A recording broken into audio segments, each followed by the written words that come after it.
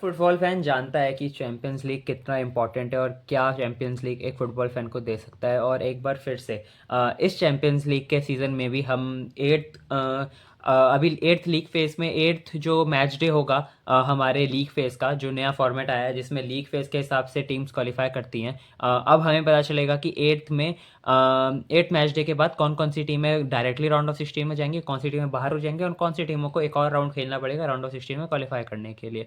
और ये जो टेबल है पूरी ऊपर से नीचे तक पहले जो टॉप टू हैं आर्सेनल और बायरन सिर्फ उनका ही लगता है कि कंफर्म है, लेकिन बाकी सारी टीमों का अभी भी डाउट है कि क्या वो क्वालिफाई करेंगे भी नहीं करेंगे। और लीग फेज में ऐसा होना, वो भी एट्थ मैच डे तक जाना, वो बहुत ही काबिल तारीफ है कि। और यूसीएल की इसीलिए हम बात करते हैं कि क्यों यूसीएल इतना प्रेस्टीजियस लीग है और क्यों लोग इसको इतना देखते हैं। मैचेस की बात करें तो एक बार फिर से हमें कुछ अपसेट्स भी देखने को मिले, कुछ ग्राइंड करके रिजल्ट निकाल लिए गए और कुछ ऐसे रिजल्ट देखने को मिले जो हमें एक्सपेक्टेड थे। और स्टार्ट करते हैं। मैं चेल्सी के मैच से स्टार्ट करूंगा क्योंकि उस पर मेरे को ज़्यादा बात करनी है। चेल्सी का मैच था पाफोस के अगेंस्ट। चेल्सी के होम में था स्टैमफोर्ड ब्रिज में। और हमें पता था कि ये गेम इजी तो नहीं होने वाला क्योंकि पाफोस को हम जानते हैं कि वो एक ऐसी टीम है जो मिड ब्लॉक के और लो ब्लॉक में बहुत सही मेंटेन करके रखती है अपनी शेप और बाकी टीमों को परेशान करती है और पॉइंट्स कभी कभी ग्राइंड कर लेती है। और वही शुरुआत में वही लग रहा था 70th मिनट पे जो हमें उसके बाद चेंजेस हमने किए उससे पहले और जो एस्तवाओ आए गिटन्स आए उससे पहले अगर मैं बात करूँ तो फर्स्ट हाफ से लेके 70वें मिनट तक हमने ज़्यादा कुछ क्रिएट किया भी नहीं। एक आध चांसेस जो पहले हाफ में नेटो और गेटन्स के द्वारा हमें जो क्रिएट करके मिले थे वही जो थे, वरना और कुछ क्रिएट हो नहीं रहा था और पफोस की जो हम लो ब्लॉक है उसको नहीं तोड़ पा रहे थे।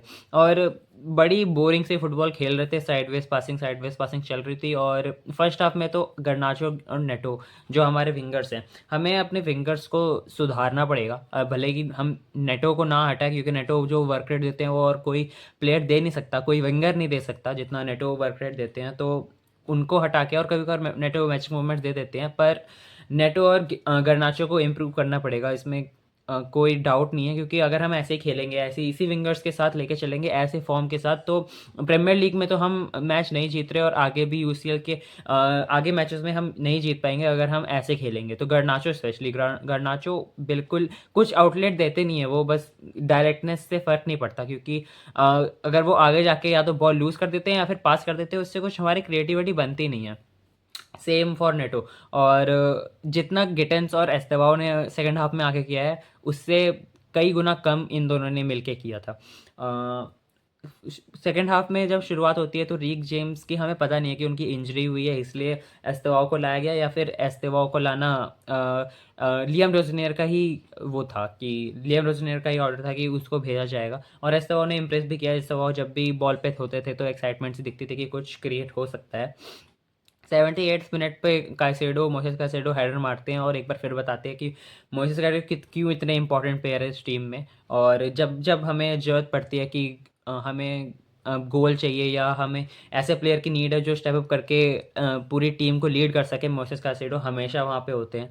और हमें पता है एंजो फर्नांडिस मोसेस काइसेडो हमारे लिए क्यों इम्पोर्टेंट है इतने।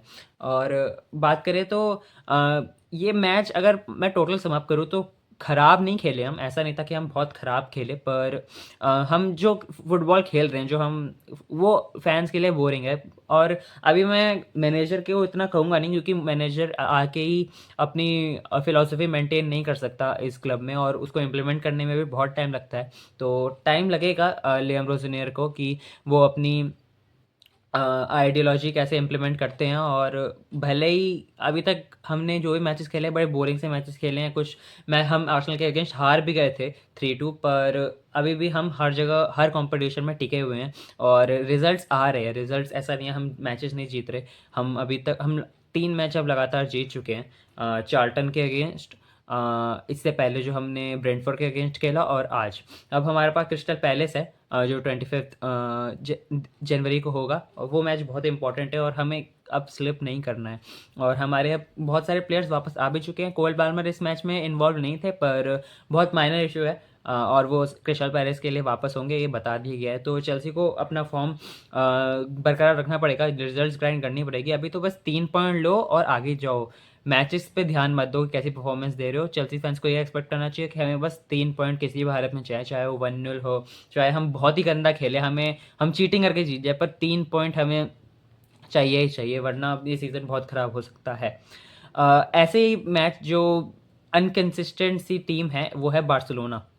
बार्सिलोना को इनकंसिस्टेंट इसलिए कह रहा हूँ क्योंकि हम एक्सपेक्ट नहीं करते कि बार्सिलोना स्लाविया प्राहा से 2 गोल खा जाएगी, और शुरुआत में उनको जो दिक्कतें हुई भी वो भी देखनी पड़ेगी। 10वें मिनट पे स्लाविया प्राहा ने पहला गोल मार दिया था, लेकिन उसके बाद बार्सिलोना ने कमबैक जरूर कर लिया, पर कन्विंसिंग नहीं था वो भी गेम। बार्सिलोना फैंस को पता है कि उतना अच्छा नहीं खेल रहे थे, और स्लाविया प्राहा है इसलिए उन्होंने 4 गोल मार दिए उनके अगेंस्ट, पर 2 गोल की ही जीडी बनी।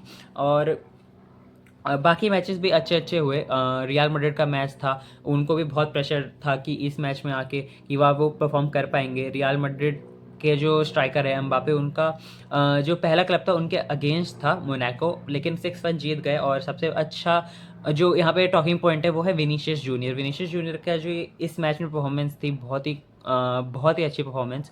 2 गोल मारे, 1 असिस्ट दिया, और जो ओन गोल था वो भी उनके क्रिएटिविटी की वजह से ही आया। तो विनीशियस जूनियर ने स्टेप अप किया, देख के अच्छा लगा, और अब इम्प्लीमेंट करना चाहेगी यही फॉर्म डोमेस्टिक लीग में भी रियल मैड्रिड।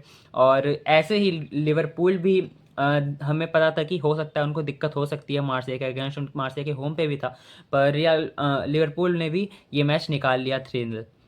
सोपोसलाई का पहला गोल आया और उसके बाद लिवरपूल बहुत कंफर्टेबल हो चुकी थी, उसके बाद 3-0 निकाल लिया। तो अगर अभी हम टेबल देखें तो टेबल ऐसी चल रही है कि पहले और दूसरे स्पॉट्स के बाद जितने भी स्पॉट्स हैं यहाँ से लेके 32nd स्पॉट तक कुछ भी हो सकता है, और टेबल पूरी खुली हुई है। जो ये 2 मैसिव जो हमें शॉकर देखने को मिले, जो पीएसजी हार चुकी थी स्पोर्टिंग से, और जो लास्ट मिनट पे स्पोर्टिंग ने गोल मार के पीएसजी को हरा दिया, और दूसरा जो मैन सिटी ने पॉइंट्स ड्रॉप कर दिए ग्लोबलिंट के अगेंस्ट, 3-0 को हरा दिया मैन सिटी को। ये 2 जो मैचेस थे सबसे बड़े टॉकिंग पॉइंट है इसके, क्योंकि इसने पूरा चैंपियंस लीग का ग्रुप स्टेज खोल दिया है। और 8th मैच डे जो होगा उस दिन तो एकदम जितने भी फुटबॉल फैंस है सबको अपना एकदम टीवी के सामने अपनी आंख गड़ा लेना, और अपने फैमिलीज को कह देना कि आज भूल जाओ कि मैं एग्जिस्ट भी करता हूँ, क्योंकि 8th मैच डे बहुत ही इंटरेस्टिंग होने वाला है।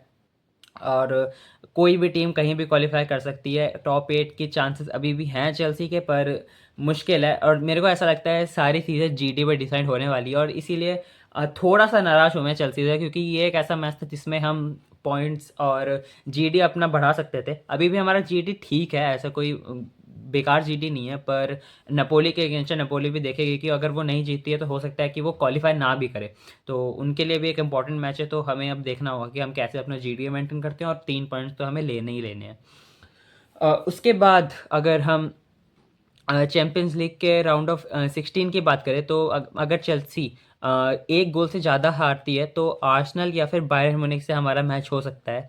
और मैं नहीं चाहता कि हम राउंड ऑफ 16 में ही हमारा ये सफ़र ख़त्म हो जाए चैंपियंस लीग का। तो हमें देखना होगा कि हम नपोली के अगेंस्ट कैसे जीत सकते हैं। नपोली आसान जरूर नहीं होगा, पर नपोली अपने one of the best forms में नहीं चल रही है, तो हम हो सकता है हम उन्हें हरा भी दें। और अगर हम हरा भी दें तो हमें अच्छे मार्जिन से हराना होगा, क्योंकि अगर हम 1 गोल या 2 गोल से हराते तो हमें नहीं पता कि हम टॉप 8 के लिए तब भी क्वालिफाई कर पाएंगे या नहीं। और वो जो 2 गेम्स एक्स्ट्रा हम खेलेंगे वो बहुत ही नेगेटिव इम्पैक्ट डालेगा टीम में, क्योंकि 2 गेम्स एक्स्ट्रा वैसे ही हमारे पास बहुत सारे इंजरी कंसर्न्स चल रहे हैं, और बहुत टाइट शेड्यूल है चेल्सी का।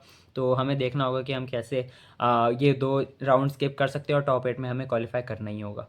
तो आपकी क्या राय है ज़रूर बताइएगा। आपकी टीम्स कहाँ कहाँ पहुँची है, कौन कौन से ग्रुप स्टेज में आप देखना चाहते हैं कि कौन कौन से टाई अप्स हों राउंड ऑफ 16 में। और चैनल को जरूर सब्सक्राइब कर देगा। मिलते हैं आपसे नेक्स्ट वीडियो में।